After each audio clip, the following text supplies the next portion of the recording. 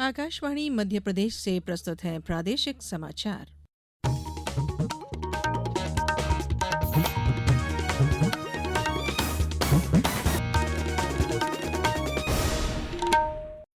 नमस्कार, समाचारों के साथ मैं धारणा सचदेव। सबसे पहले इस बुलेटिन के मुख्य समाचार।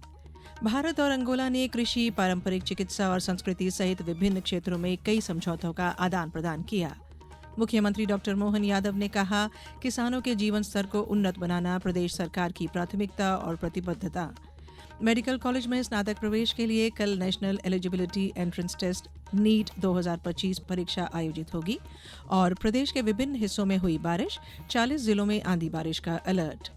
अब समाचार विस्तार से। भारत और अंगोला ने आज कृषि, पारंपरिक चिकित्सा और संस्कृति सहित विभिन्न क्षेत्रों में कई समझौतों का आदान प्रदान किया। प्रधानमंत्री नरेंद्र मोदी और अंगोला के राष्ट्रपति जोआओ मनुएल गोंजाल्वेस लोरेंजो के बीच नई दिल्ली में प्रतिनिधिमंडल स्तर की वार्ता के बाद समझौतों का आदान प्रदान किया गया।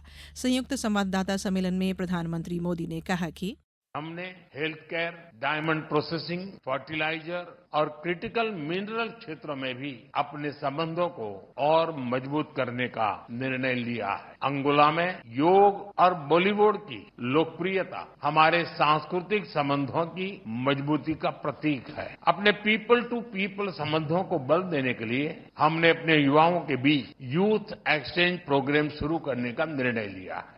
प्रधानमंत्री ने घोषणा की कि अंगोला की सेनाओं के आधुनिकीकरण के लिए $20 करोड़ की ऋण सुविधा की मंजूरी दी गई है। उन्होंने कहा कि रक्षा संबंधी जरूरतों की आपूर्ति और उसके प्रबंधन पर भी चर्चा हुई।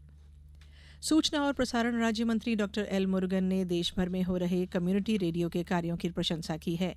उन्होंने कहा कि सभी कम्युनिटी रेडियो किसी न किसी उद्देश्य के लिए काम कर रहे हैं और हमारी परंपरा को बढ़ावा दे रहे हैं। वह आज वेव्स में कम्युनिटी रेडियो सम्मेलन के उद्घाटन सत्र को संबोधित कर रहे थे।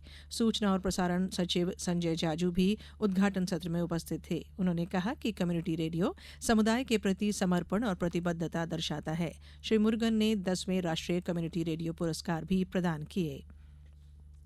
आज मंदसौर जिले के सीतामऊ में कृषि उद्योग समागम 2025 का आयोजन किया गया। समागम का शुभारंभ करते हुए मुख्यमंत्री डॉक्टर मोहन यादव ने कहा कि कृषि क्षेत्र में उद्योग की संभावनाओं का यह संभाग स्तरीय आयोजन मालवा क्षेत्र के बाद महाकौशल में जबलपुर और फिर चंबल और उसके बाद सीहोर में होगा।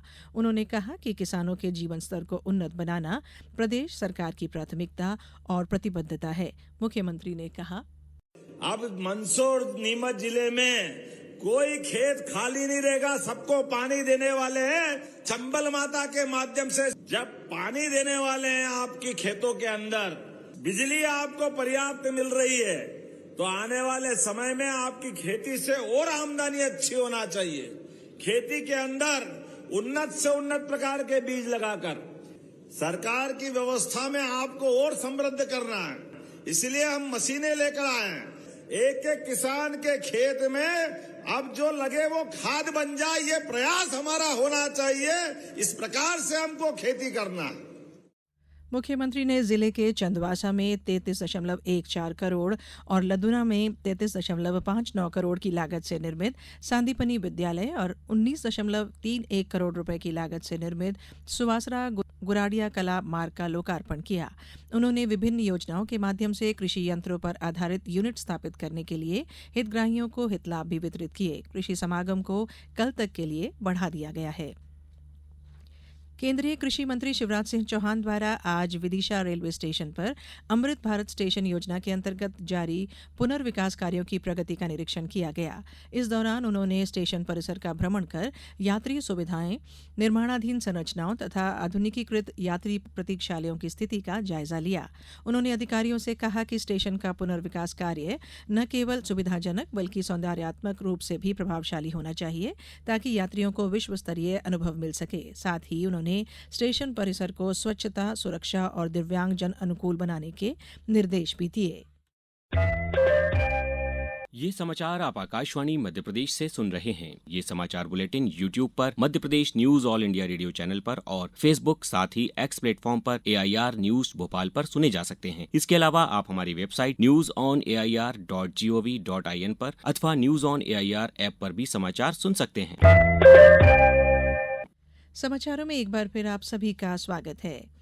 मेडिकल कॉलेज में स्नातक प्रवेश के लिए कल 4 मई को नेशनल एलिजिबिलिटी एंट्रेंस टेस्ट 2025 परीक्षा आयोजित की जा रही है। इसके लिए राजधानी भोपाल में 35 केंद्र बनाए गए हैं। परीक्षा में 14,000 से अधिक विद्यार्थी शामिल होंगे। परीक्षा केंद्रों पर चिकित्सा संबंधी आपातकालीन स्थिति से निपटने के लिए मेडिकल टीम की ड्यूटी लगाई गई है। कलेक्टर भोपाल कौशलेंद्र विक्रम सिंह ने सभी आवश्यक तैयारियां करने के निर्देश दिए हैं। आकस्मिक चिकित्सा हेतु स्वास्थ्य विभाग द्वारा प्रत्येक परीक्षा केंद्र के लिए एक चिकित्सक और पैरामेडिकल स्टाफ की व्यवस्था भी की गई है। विभाग द्वारा 50 टीमों की तैनाती की गई है, जिसमें चिकित्सक और पैरामेडिकल स्टाफ सेवाएं देंगे। विश्व पत्रकारिता दिवस के मौके पर सेंट्रल इंडिया प्रेस क्लब द्वारा आज हस्तियों से बात कार्यक्रम का आयोजन किया गया। ट्रस्ट के प्रमुख विजय कुमार दास ने कार्यक्रम और प्रेस क्लब के बारे में जानकारी दी। कार्यक्रम में मुख्य अतिथि के तौर पर पहुंचे राज्यसभा सांसद बाल योगी उमेश नाथ महाराज ने मौजूद लोगों को संबोधित भी किया। उन्होंने केंद्र सरकार द्वारा करवाई जा रही जातिगत जनगणना को लेकर कहा कि जातिगत प्रक्रियाएं तो निरंतर बनी रहना चाहिए। जातियों से हमारी जो मूल संस्कार हैं उनका पता लगता है और उन जातिगत परंपराओं से हमारी कुल की परंपराओं का पता लगता है। ये व्यवस्था एक अलग है, उसको हम उस क्षेत्र में ना जोड़ें कि शायद जातिगत जनगणना से इस देश में अलगाव होगा। ये कदापि नहीं होगा। आप इस बात को निश्चित रूप से मान के चलें। योगी उमेशनाथ महाराज ने कहा कि मैं पिछले 30 सालों से देश जोड़ने का काम करता आया हूं। मैं सभी जाति के लोगों से मिला हूं। मुझे कभी ऐसा नहीं लगा कि जातिगत तरीके से हमारे सामने पेश आ रहा है। अब बात मौसम की।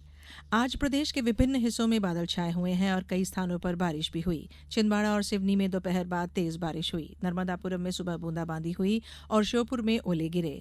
अशोकनगर और शिवपुरी में तेज आंधी के साथ हल्की बारिश हुई। भोपाल, ग्वालियर, जबलपुर समेत करीब 40 जिलों में बारिश आंधी का अलर्ट है। मौसम विभाग के अनुसार भिंड, श्योपुर, गुना, अशोकनगर, मुरैना, दतिया, मंडला, पांडुर्णा में आकाशीय बिजली गिरने के साथ मध्यम आंधी चल सकती है। ओले गिरने की भी संभावना है। बालाघाट, डिंडोरी, शहडोल, सिंगरौली सहित 19 जिलों में भी मौसम बदल सकता है। मौसम विभाग के अनुसार 6 मई तक ऐसा ही मौसम बना रहेगा। भोपाल में भी आज शाम हल्की बूंदाबांदी हुई। रेल मंत्री अश्विनी वैष्णव ने आज भारत के पहले हाई स्पीड रेल कॉरिडोर की प्रगति की समीक्षा के लिए मुंबई में बांद्रा कुर्ला कॉम्प्लेक्स में बुलेट ट्रेन परियोजना स्थल का दौरा किया। केंद्रीय मंत्री ने मुख्य निर्माण क्षेत्रों का निरीक्षण किया। इस दौरान उन्होंने इंजीनियरों और अधिकारियों से बातचीत की। श्री वैष्णव ने मुंबई अहमदाबाद बुलेट ट्रेन परियोजना को समय पर पूरा करने के लिए सरकार की प्रतिबद्धता पर बल दिया। उन्होंने भारत के रेल बुनियादी ढांचे में बदलाव और आर्थिक संपर्क को बढ़ावा देने में परियोजना के महत्व के बारे में भी बताया। अब कुछ समाचार संक्षेप में। रेलवे सुरक्षा और जन जागरूकता के क्षेत्र में एक अभिनव पहल की जा रही है। इस पहल के अंतर्गत देश के लोकप्रिय एनिमेटेड पात्र छोटा भीम को रेलवे सुरक्षा संदेशों के प्रचार के लिए शामिल किया गया है। शहडोल जिले में बैगा परिवारों को आर्थिक गतिविधियों से जोड़ने के लिए दक्षिण वन मंडल में वन धन केंद्र का गठन किया गया है। इन केंद्रों का उद्देश्य बैगा परिवारों को वनोपज आधारित रोजगार के अवसर प्रदान करना है। हरदा के ITI में 8 मई को रोजगार, स्वरोजगार और अप्रेंटिस मेला आयोजित होगा। मेले में तकनीकी और गैर तकनीकी क्षेत्रों में युवाओं की भर्ती की जाएगी। झाबुआ कलेक्टर नेहा मीना ने जल गंगा संवर्धन अभियान की समीक्षा की। बैठक में बताया गया कि माय भारत पोर्टल पर जल दूतों के पंजीकरण के लक्ष्य 2400 के विपरीत 2415 पंजीकरण किए गए हैं।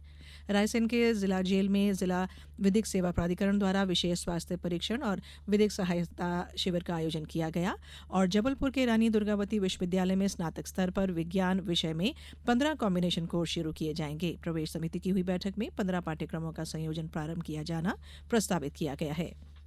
अंत में बुलेटिन के मुख्य समाचार एक बार फिर। भारत और अंगोला ने कृषि, पारंपरिक चिकित्सा और संस्कृति सहित विभिन्न क्षेत्रों में कई समझौतों का आदान प्रदान किया। मुख्यमंत्री डॉ मोहन यादव ने कहा, किसानों के जीवन स्तर को उन्नत बनाना प्रदेश सरकार की प्राथमिकता और प्रतिबद्धता। मेडिकल कॉलेज में स्नातक प्रवेश के लिए कल national eligibility entrance test NEET 2025 परीक्षा आयोजित होगी और प्रदेश के विभिन्न हिस्सों में हुई बारिश, 40 जिलों में आंधी बारिश का अलर्ट। इस बुलेटिन में इतना ही। नमस्कार।